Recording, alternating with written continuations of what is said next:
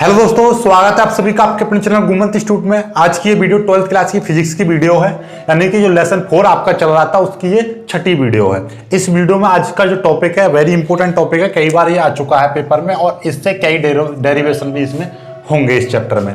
तो इस डेरिवेशन का नाम है कि एक समान चुंबकीय क्षेत्र में आवेशित कण की गति। केवल इतना आ जाता है आवेशित कण की गति, या आ जाता है आवेशित कण की गति की व्याख्या कीजिए। तो इसको बहुत ही प्यार से हम करेंगे। देखो, जब हम कोई भी कण की गति की व्याख्या करेंगे तो उस पर हमें दो तीन चीज निकालनी होती हैं। जैसे कि हम उसके निकालेंगे यानी कि जो ये गति कर रहा है इस पथ पर, तो इस पथ की त्रिज्या कितनी है वो, फिर ये एक चक्कर लगाने में कितना समय ले रहा है वो, और उसके बाद में फिर इसकी ऊर्जा कितनी है, ऊर्जा भी निकालेंगे। कितनी आवृत्ति होती है इसकी, यानी कि एक सेकंड में ये कितने चक्कर लगा लेगा वो, इसकी आवृत्ति। यही है इसकी गति की व्याख्या।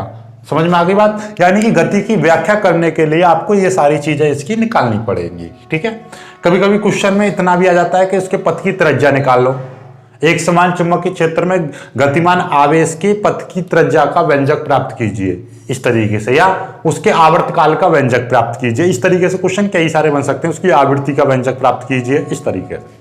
तो हमारा ये सब कुछ है।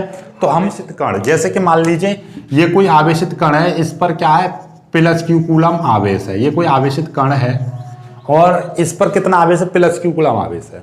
जब ये चुंबकीय क्षेत्र में गति करेगा तो इस पर एक बल लगता है जिसको हम चुंबकीय बल कहते हैं। ठीक है, ये बात जानते हो आप। यदि ये विद्युत क्षेत्र और चुंबकीय क्षेत्र यानी कि एक ऐसे स्थान पर गति करे जहां पर चुंबकीय क्षेत्र और विद्युत क्षेत्र दोनों हैं, तो इस पर भी एक बल कार्य करेगा जिसको हम लॉरेंज बल कहते हैं। दोनों बात पता है। और एक और बात, ये जो क्रॉस दिखा रखा है मैंने, ये है एक समान चुंबकीय क्षेत्र, और इसकी दिशा यदि मैं ये कागज मान लें या ये तल है समांतर, तो इसके बाहर की ओर है इसकी दिशा, किधर की ओर, बाहर की ओर। और यदि अंदर की ओर होती तो आप इसको किससे, डॉट द्वारा प्रदर्शित करते इस तरीके से। समझ में आ गई बात? तो ये डॉट द्वारा दिखाएंगे तो समझ लेना ये भी चुंबक एक समान चुंबकीय क्षेत्र है जिसकी दिशा अंदर की ओर होगी और ये बाहर की ओर। एक समान का क्यों? क्योंकि इनकी समान दूरी दिखाई गई है। यदि मैं कहूँ कि एक यहाँ पे, यहाँ पे, यहाँ पे और फिर ये यहाँ पे, तो अब ये जो दिखाई दे रहे हैं डॉट डॉट, ये असमान चुंबकीय क्षेत्र को प्रदर्शित करेगा। यदि ये समान समान है यानी समांतर रेखा में और समान दूरी पर होंगे तो ये समान एक समान चुंबकीय क्षेत्र होगा। बस क्रॉस और डॉट से पता चलती है कि क्रॉस से बाहर की ओर और डॉट से अंदर की ओर। ठीक है, अब देखिएगा थ्योरी को किस तरीके से लिखोगे। थ्योरी को इस तरीके से लिखना है, नोट्सों में मिल जाएगी लिखी हुई, और आप ऐसे भी लिख सकते हो। हम जानते हैं कि जब कोई आवेशित कण किसी चुंबकीय क्षेत्र में गति करता है तो उस पर एक बल कार्य करता है जिसको हम चुंबकीय बल कहते हैं। इतना लिखोगे। ठीक है, माना कोई प्लस क्यू कूलम का आवेशित कण, नई लाइन से लिखना, माना कोई प्लस क्यू कूलम का आवेशित कण v वेग से एक समान चुंबकीय क्षेत्र B में गति करता है या उसके लंबवत गति करता है। लंबवत लगाना, ठीक है, यानी कि कोई एक प्लस क्यू कूलम आवेश का कण एक समान चुंबकीय क्षेत्र B में v वेग से लंबवत प्रवेश करता है या उसके लंबवत गति करता है या चुंबकीय क्षेत्र के लंबवत गति करता है, तब उस पर एक बल कार्य करेगा।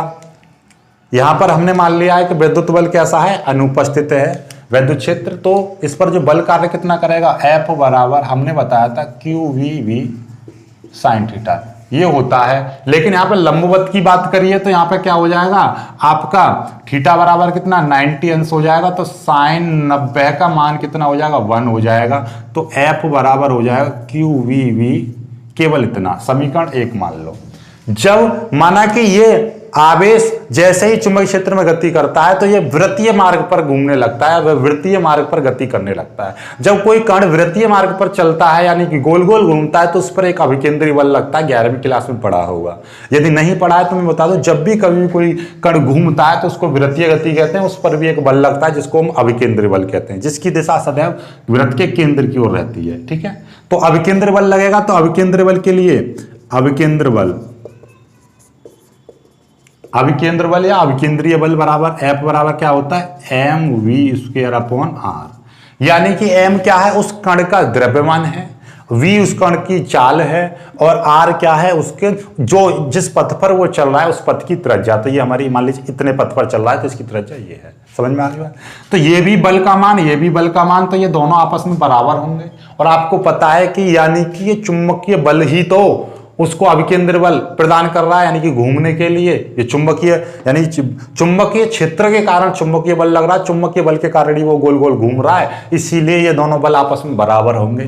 तो जब मैं इसको दोनों को बराबर करूंगा तो क्या हो जाएगा, इन दोनों के मान बराबर कर दिए समीकरण 1 व 2 से, तो क्या हो जाएगा, इन दोनों को आप बराबर रख दीजिए। समीकरण 1 का मान क्यू वी वी बराबर, और इसका मान कितना हो जाएगा, M V square upon R, ये आ जाएगा। समझ में आ गई बात?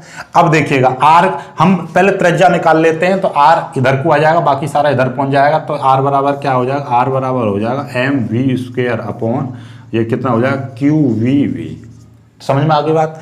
एक वी से आपका ये कट जाएगा तो आर बराबर कितना आ जाएगा, एम वी। ऊपर क्या बचाएगा, केवल एम वी बचाएगा। क्यों? क्योंकि ये ऊपर स्क्वायर था, स्क्वायर में से एक कट गया तो एक नीचे कितना बचेगा, केवल क्यू वी बचेगा। ये आपका क्या निकल आया, यही आपका त्रिज्या का फॉर्मूला आ गया। समझ में आ गई? तो इतनी त्रिज्या हो गई। यदि कहने लगे कोई आवेशित एक समान चुंबकीय क्षेत्र में कोई आवेशित कण गति करता है तो उसकी त्रिज्या का फॉर्मूला या उसकी त्रिज्या का व्यंजक ये होगी उसकी। तो देखिएगा यहां पे मैं निकालता हूं अब गतिज ऊर्जा।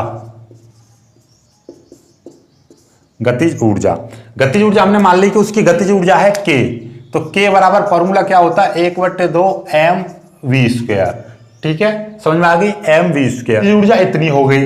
अब यहां से मैं v का मान निकाल ले रहा हूं, तो v का मान कितना हो जाएगा, देखिएगा 2k, 2 इधर चला जाएगा, k हो जाएगा एम वी स्क्वायर हो जाएगा।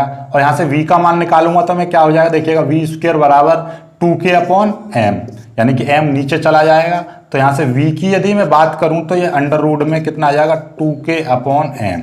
ये आपका v का मान आ गया। इस v के मान को इसमें रख दीजिए। तो ये जो त्रिज्या है, अभी त्रिज्या एम वी क्यू वी, यानी कि यदि न्यूमेरिकल्स में आपका त्रिज्या का फॉर्मूला इतना, यदि ये v दे रखा है, द्रव्यमान दे रखा है, q और v दे रखा है, तो ये लगाना। यदि उसके ऊर्जा के रूप में पूछ ले तो इस त्रिज्या का फॉर्मूला ऊर्जा के रूप में आ जाए तो कैसे निकालोगे, r बराबर v की जगह देखिएगा m अपॉन ये क्यू वी है इंटू ये v था और v की जगह पे ये वाला मान है, यानी कि मैं यहाँ पे लिख दे रहा हूँ समीकरण 3 से। तो ये v का मान ये है आपका पूरा 2k अपॉन m। ठीक है, ध्यान से समझना कि ये यहां से कट जाएगा। क्या कट जाएगा, देखिएगा हम कभी भी कोई चीज है, ये आपका जैसे कि आप जानते हो कि √3 की मल्टीप्लाई √3 में करूंगा तो 3 हो जाता है, आप सभी लोग जानते हो। ठीक उसी प्रकार से यदि ये m है तो m की जगह पर क्या लिख सकता हूं, √m इंटू √m, इस तरीके से। क्यों, √m की √m में यदि मल्टीप्लाई करूंगा तो क्या हो जाएगा, m हो जाएगा। क्लियर है? अब इसको मैं ऊपर वाले को ऊपर तोड़ दे रहा हूं, ये √2k हो जाएगा और इसके नीचे में √m मान ले रहा हूं। ये √ दोनों पे अलग अलग तोड़ दिया, ये क्यू भी अपना यहाँ पे है। ठीक है, ये क्यों कराया मैंने, क्योंकि √m से √m कट जाएगा, एक √m ये 2, तो ये कितना बचाएगा 2mk और ये टोटल बचा √ में और ये क्यू भी। ये आपका r का मान निकल आया।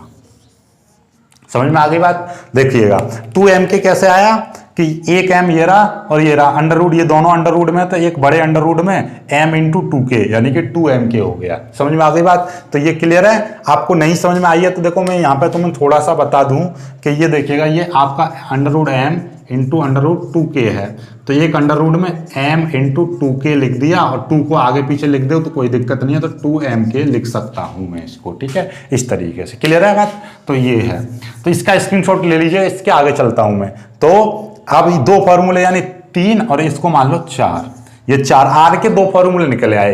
ये केवल आपको डेरिवेशन आ जाए तो इतना करना है, न्यूमेरिकल्स आ जाए तो उसमें ध्यान रखना है कि यदि के ऊर्जा दे रखी है, जब त्रिज्या पूछे तो ये वाला लगाना है, और यदि डायरेक्ट क्यू और वी दे रखा है तो ये वाला लगाना है। ठीक है, स्क्रीनशॉट ले लीजिए। आर के आपके पास में 2 फॉर्मूला आ गए, एक M V upon Q V जो समीकरण 3 थी, और एक समीकरण 4 आई है, आर बराबर 2mk √ में अपॉन कितना था, 2mk अपॉन क्यू वी। ये समीकरण 4, ये 2 फॉर्मूले आ गए। अब हम क्या निकालेंगे, आवर्तकाल निकालते हैं। क्या निकालते हैं, आवर्तकाल। यदि मैं आवर्तकाल की बात करूं तो आवर्तकाल T, आवर्तकाल बराबर फॉर्मूला क्या होता है देखिएगा, आप जानते हो चाल बराबर क्या होता है, नॉर्मली दूरी बट्टे समय, समय इधर जाएगा तो क्या हो जाएगा, दूरी बट्टे चाल हो जाएगा। ठीक है, तो आवर्तकाल होता है कि एक चक्कर में चली गई दूरी बट्टे क्या हो जाएगी, उसकी चाल। दूरी का मतलब एक चक्कर में, यानी कि एक पूरे चक्कर में चली गई दूरी। तो यहां पे मैं लिख दूंगा, तो इसी फॉर्मूले से क्या हो जाएगा, एक चक्कर में चली गई दूरी, तो यहां पे लिख देना एक चक्कर में तय की गई दूरी, तय की गई दूरी बट्टे उसकी चाल। तो एक चक्कर में कितनी दूरी चलेगा कण, जितना ये वृत्त की परिधि है, और परिधि कितनी होती है, 2πr होती है। तो परिधि कितनी हो जाएगी, 2πr। ठीक है, अपॉन चाल कितनी है, चाल v है। ठीक है, क्लियर है बात, नहीं क्लियर है, ये 2π अपॉन ये v, और r की वैल्यू यहां से रख दीजिए, ये समीकरण 3 से r की वैल्यू रख दोगे तो r की वैल्यू कितनी है समीकरण 3 से, आपको पता है mv अपॉन qv है, ये है। तो v से ये v कट जाएगा तो कितना आ जाएगा, 2πm अपॉन qv। ये आपका आवर्तकाल निकल आया। समझ में आ गई बात, ये आवर्तकाल हो गया। अब हम बात करेंगे इसकी आवृत्ति की। तो आवृत्ति यदि निकालने लगेंगे हम तो क्या हो जाएगा, आवृत्ति n बराबर होता है, आवृत्ति बराबर 1 सेकंड में कितने चक्कर राउंड कंप्लीट कर लेगा ये। तो 1/, आवर्तकाल को हम क्या कहते हैं, आवृत्ति कहते हैं, आवर्तकाल। ठीक है, तो 1 अपॉन आवर्तकाल का फॉर्मूला कितना है, 2πm अपॉन qv, ये आ गया। ये ऊपर चला जाएगा तो कितना हो जाएगा, qv अपॉन 2πm। तो ये n बराबर निकल आया आपका। ठीक है, आपको सारी चीजें निकली। गति की व्याख्या होगी कि आपके पास में पथ की त्रिज्या के 2 फॉर्मूले बना दिए हमने, एक हमने आवर्तकाल का फॉर्मूला बना दिया, एक हमने आवृत्ति का फॉर्मूला बना दिया, एक k बराबर 1/2 mv² गति। अब ऐसा समझिएगा कि किसी कण को, यानी कि ये आवेशित कण है और इसको v वोल्ट देकर विभवांतर दिया जा रहा है, यानी v वोल्ट से इसको त्वरित किया जा रहा है, तब इसकी ऊर्जा, यानी कि जब हम किसी आवेशित कण को और विभव देते हैं तो वो क्या हो जाता है, यानी तार के दोनों सिरों पर हम विभव जोड़ दें तो वो क्या कहेगा, तार के इलेक्ट्रॉन तेज चलने लगते हैं, यानी कि जब विभव देते हैं तो उसका आवेशित कण का ऊर्जा बढ़ जाती है। तो हमने मान लिया कि उसको q कण, यानी q आवेश का कण है, उसको v वोल्ट से विभवांतर दिया जा रहा है, यानी उसको v वोल्ट से त्वरित किया जा रहा है, अर्थात उसकी v वोल्ट से ऊर्जा बढ़ाई जा रही है। तब उसकी k बराबर क्या हो जाएगा, k बराबर हो जाएगा q इंटू वी, उसकी गतिज ऊर्जा। पहले वाले चैप्टर में भी ये फॉर्मूला आया था। ठीक है, अब यदि हमारा ये k बराबर qv है, तो अब यहां से यदि मैं बात करूं k की, और k का मान कहाँ है, ये रहा, तो यहां पर रख सकता हूं मैं इसको, या मैं चाहूं तो k r में रख सकता हूं। तो यहां से r में रखोगे तो k r बराबर क्या हो जाएगा, r बराबर हो जाएगा आपका √2m qv अपॉन क्या हो जाएगा, qv, ये हो जाएगा। समझ में आ गई बात। अब देखो √q का मतलब क्या है कि नीचे वाले को भी अंडर लिख सकता हूं, यानी कि ऊपर का मतलब ये हो गया 2mv इंटू √q, इस तरीके से, और नीचे वाले को मैं √q इंटू √q लिख सकता हूं। क्या, कैसे लिख सकता हूं, समझ में आई है ना बात। ये क्यों लिखा जा रहा है, ये क्योंकि ये इसलिए लिखा जा रहा है क्योंकि हम एक इससे ये एक काट देंगे। क्यों, क्योंकि q इंटू q बराबर क्या हो जाता है, 1q आ जाता है, यानी 2 अंडर रूट का मतलब 1 हो जाता है। ठीक है, तो ये हो गया। तो ये अब कितना आ जाएगा, r बराबर आपका आ जाएगा, ये बचेगा 1/b बचेगा ये, और ये अंडर रूट में क्या बचेगा, 2mv अपॉन q, ये आ जाएगा आपका। समझ में आ गई बात, नहीं आई। जिसको ये नहीं दिखाई दे रहा है तो मैं ये यहाँ पर लिख दे रहा हूँ, ये आर नहीं दिखाई दे रहा है तो वो इस तरीके से लिख सकता है 1/v अंडर रूट में 2mv अपॉन q, ये वाला फॉर्मूला यहाँ पे। ठीक है, इसका स्क्रीनशॉट ले लेना आप। तो आई होप कि ये चीज़ समझ में आ गई होगी। समझ में आई। इस डेरिवेशन में कई बार वो कल ना साइक्लो इलेक्ट्रॉन पढ़ाया जाएगा तो उसमें ये फिर से डेरिवेशन आएगा, तो ये बहुत अच्छे से कर लेना। वीडियो को लाइक करना, अपने दोस्तों तक शेयर करना और चैनल को सब्सक्राइब जरूर कर लेना।